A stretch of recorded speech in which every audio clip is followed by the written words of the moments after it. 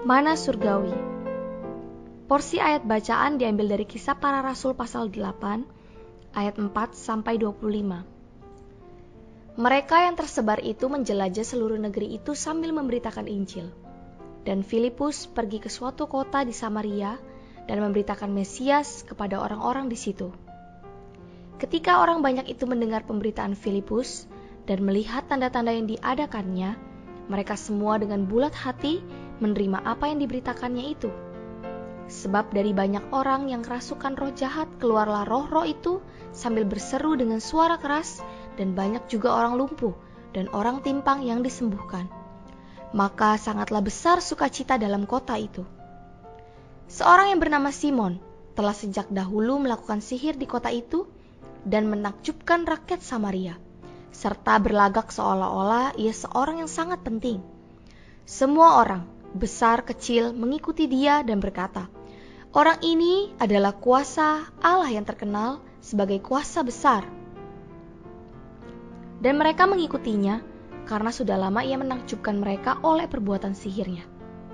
Tetapi sekarang mereka percaya kepada Filipus yang memberitakan Injil tentang kerajaan Allah dan tentang nama Yesus Kristus. Dan mereka memberi diri mereka dibaptis, baik laki-laki maupun perempuan. Simon sendiri juga menjadi percaya, dan sesudah dibaptis ia senantiasa bersama-sama dengan Filipus, dan takjub ketika ia melihat tanda-tanda dan mujizat-mujizat besar yang terjadi. Ketika rasul-rasul di Yerusalem mendengar bahwa tanah Samaria telah menerima firman Allah, mereka mengutus Petrus dan Yohanes ke situ. Setibanya di situ, kedua rasul itu berdoa supaya orang-orang Samaria itu beroleh Roh Kudus. Sebab Roh Kudus belum turun di atas seorang pun di antara mereka, karena mereka hanya dibaptis dalam nama Tuhan Yesus. Kemudian keduanya menumpangkan tangan di atas mereka, lalu mereka menerima Roh Kudus. Ketika Simon melihat bahwa pemberian Roh Kudus terjadi oleh karena rasul-rasul itu menumpangkan tangannya, ia menawarkan uang kepada mereka serta berkata, "Berikanlah juga kepadaku kuasa itu, supaya jika aku menumpangkan tanganku di atas seseorang, ia boleh menerima Roh Kudus." Tetapi Petrus berkata kepadanya, "Binasalah kiranya uangmu itu bersama dengan engkau, karena engkau menyangka bahwa engkau dapat membeli karunia Allah dengan uang. Tidak ada bagian atau hakmu dalam perkara ini, sebab hatimu tidak lurus di hadapan Allah. Jadi bertobatlah dari kejahatanmu ini dan berdoalah kepada Tuhan, supaya ia mengampuni niat hatimu ini. Sebab kulihat bahwa hatimu telah seperti empedu yang pahit dan terjerat dalam kejahatan." Jawab Simon, "Hendaklah kamu berdoa untuk aku kepada Tuhan, supaya kepadaku jangan kiranya terjadi segala apa yang telah kamu katakan itu." Setelah keduanya bersaksi dan memberitakan firman Tuhan, kembalilah mereka ke Yerusalem, dan dalam perjalanannya itu mereka memberitakan Injil dalam banyak kampung di Samaria. Saudara-saudari, pagi ini kita membaca Kisah Para Rasul pasal 8 ayat 4 sampai 25 yang menyajikan tentang pemberitaan oleh Filipus di Samaria. Kisah Para Rasul pasal 8 ada banyak teladan yang berhubungan dengan pemberitaan Injil. Teladan pertama adalah pemberitaan Injil melalui penyebaran kaum beriman. Di Yerusalem, Injil yang diberitakan terutama dilaksanakan oleh para rasul. Meskipun itu juga merupakan satu teladan, tetapi itu bukanlah satu-satunya teladan bagi pemberitaan Injil kita. Jika hal itu adalah satu-satunya teladan, maka pemberitaan Injil itu akan terbatas. Karena itu, di ayat 4 kita memiliki teladan lain dari pemberitaan Injil melalui penyebaran migrasi dari orang-orang kudus. Sebelum penyebaran orang-orang kudus, ada ribuan orang beriman di Yerusalem. Tetapi Tuhan berdaulat karena Dia adalah pemimpin, penguasa, raja-raja. Meskipun iblis menghasut sehingga timbul penganiayaan terhadap gereja, Tuhan ada di atas iblis. Dan apapun yang dilakukan iblis berada di bawah kedaulatan Tuhan. Karena itu, penganiayaan dalam pasal 8 sebenarnya adalah untuk penyebaran Injil. Ribuan orang beriman tersebar ke seluruh Yudea dan Samaria. Melalui penyebaran itu, kabar baik dibawa ke banyak kota. Di sini kita memiliki teladan pemberitaan Injil melalui migrasi orang-orang kudus. Ayat 5 mengatakan, Filipus pergi ke suatu kota di Samaria dan memberitakan Mesias atau Kristus kepada orang-orang di situ. Filipus ini bukanlah Filipus yang menjadi salah satu di antara para rasul, tetapi Filipus di antara ketujuh orang yang ditunjuk oleh para rasul untuk melayani meja. Melalui ministrinya dalam pemberitaan Injil, seperti yang tercatat dalam pasal 8, dia ternyata sebagai seorang penginjil. Pemberitaan Kristus oleh Filipus di Samaria adalah langkah lanjut dalam pergerakan Injil Tuhan. Dengan langkah ini, dia menyebarkan dirinya sebagai benih kerajaan Allah dari keturunan Yahudi murni, meluas kepada orang Samaria yang berdarah campuran untuk menggenapkan nubuat Tuhan dalam pasal 1 ayat 8. Filipus mengambil bagian dalam migrasi ini, dan ia memiliki karunia memberitakan Injil yang menonjol. Karena karunia ini, ia akhirnya disebut Filipus pemberita Injil. Filipus memberitakan Kristus sebagai Injil. Dengan kata lain, ia memberitakan Kristus, Kristus adalah Injilnya.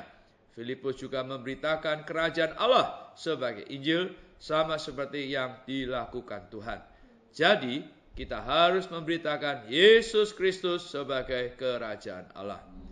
Dalam kitab-kitab Injil, Tuhan sendiri adalah benih kerajaan itu. Dalam kitab Kisah Para Rasul, kita melihat penyebaran benih ini. Khususnya, benih ini tersebar melalui pemberitaan Injil Yesus Kristus dan kerajaan Allah oleh Filipus. Karena itu, saudara-saudari, kita perlu mengalami Kristus bukan hanya sebagai juru selamat dan hayat kita saja, tetapi juga sebagai kerajaan Allah. Ketika kita menerima Kristus, kita menerima penyelamat, hayat, dan kerajaan. Sekarang kita harus menempuh kehidupan kerajaan. Kemudian kita akan tahu bagaimana memberitakan kerajaan Allah sebagai Injil. Kita juga perlu mengenal kitab suci, dipenuhi dan dijenuhi dengan firman ilahi dalam perjanjian baru. Meskipun Tuhan telah berbuat banyak melalui pemberitaan dari orang-orang kudus yang tersebar dan Filipus pemberita Injil, namun dia menyisakan satu hal roh ekonomikal. Menurut ayat 14-16, orang-orang beriman di Samaria belum menerima roh ekonomikal. Petrus dan Yohanes diutus kepada mereka dan berdoa bagi mereka supaya mereka dapat menerima Roh Kudus secara ekonomikal. Dari teladan ini, kita melihat bahwa pekerjaan Injil itu tidak boleh merdeka dari tubuh Kristus. Untuk mencegah sikap ingin merdeka yang demikian, maka Tuhan menahan roh ekonomikal. Petrus dan Yohanes berdoa bagi kaum beriman di Samaria, agar mereka menerima Roh Kudus.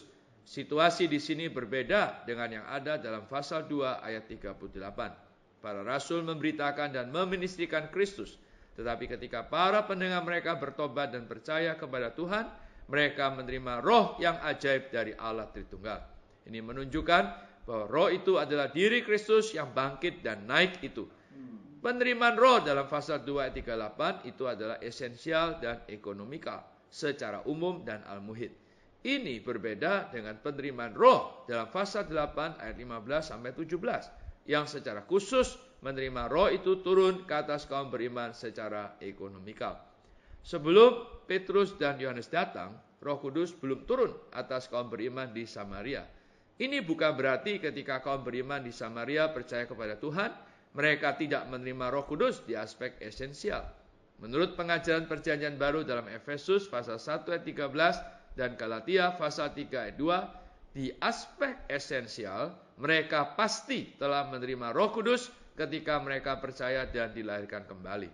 Tetapi di aspek ekonomikal, mereka belum menerima roh yang membuat mereka bersatu dengan tubuh Kristus.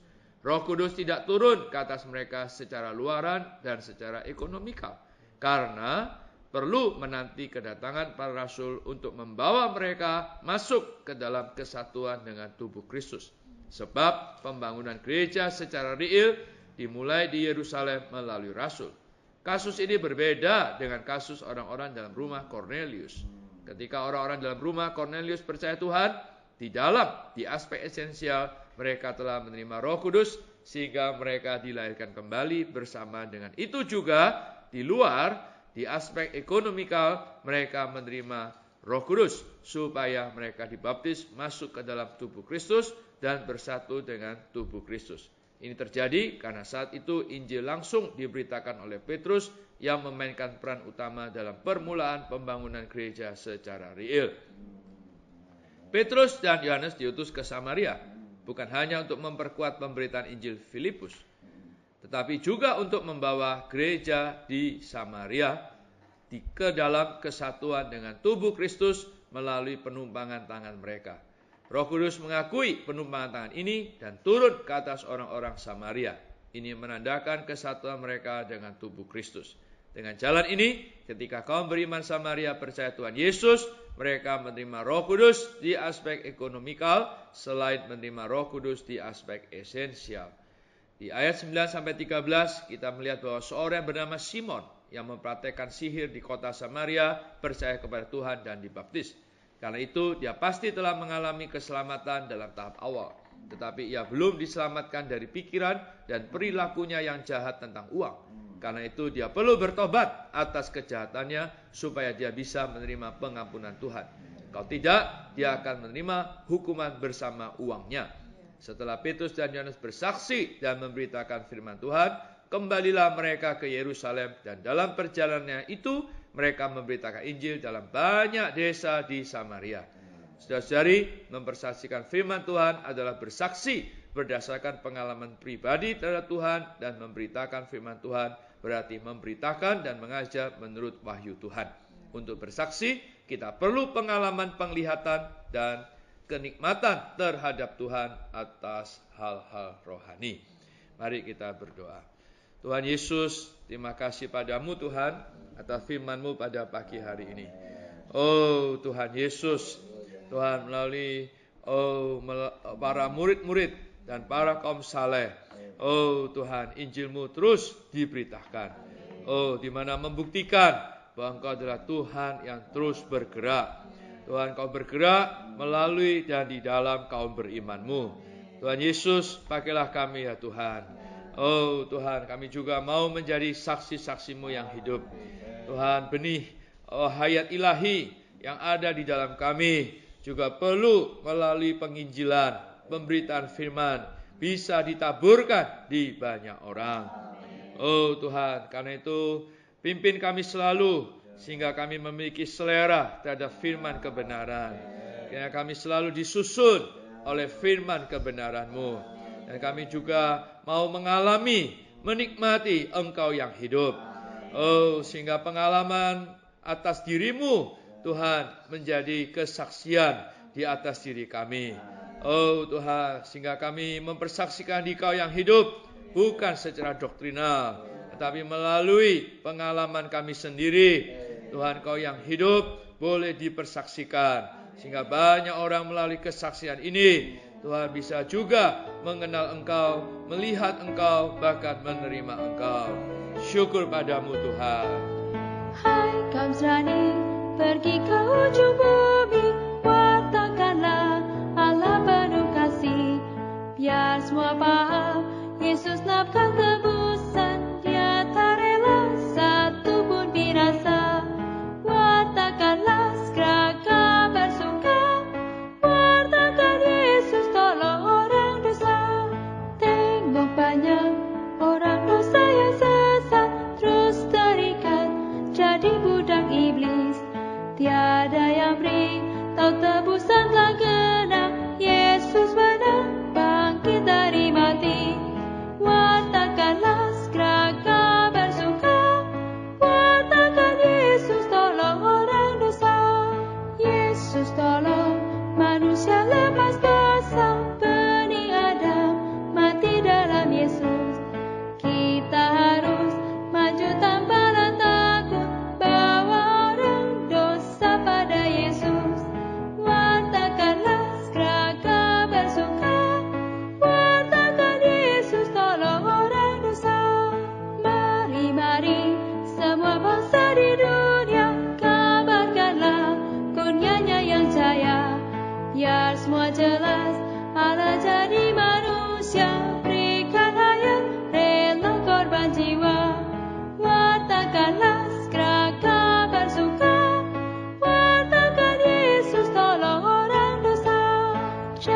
mencegah